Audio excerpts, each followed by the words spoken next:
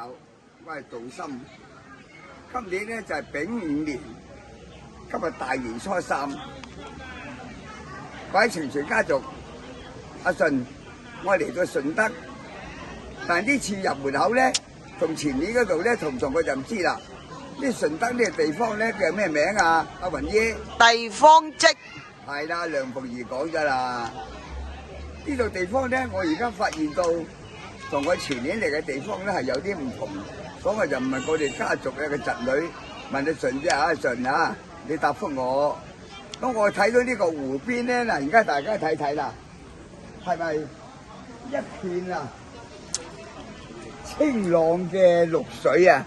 係咪啊，梁鳳儀？係。咁啊，今年市咧丙午年咧係咪屬火啊？係。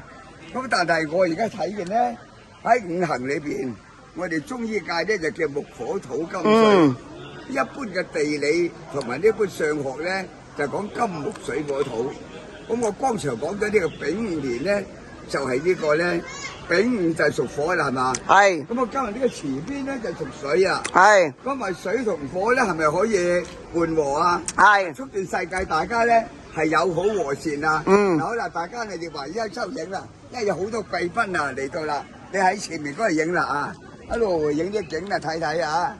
啊！跟住啲旅客貴賓就過嚟到啦，咁所以我特別借呢個環境咧，影呢個咧係一個非常之係有歷史價值嘅。仲有呢個當地裏邊咧有咁名西醫啊，就係我哋喺呢個中國裏邊啊，喺西醫帶入中國啊，喺呢個地區係第一名啦，係嘛？嗯，係啊。啊，咁呢個第一名西醫咧，佢前邊咧就做呢個中醫診所。嗯，當時佢呢叫中醫館喎。係中醫館係啊。唔係中醫館，係西醫館。中醫診所係啦，因為我係就係做中醫嘛，當我成日講中醫啊，我杜森係中醫。所以啊，梁鳳儀，今日講個機會啊，係你啟發我話係呢個丙午年咧，係喺呢個五行屬火。而家呢個有水咧，就叫水火咧，係大家係緩和，係一個咧令到世界和平。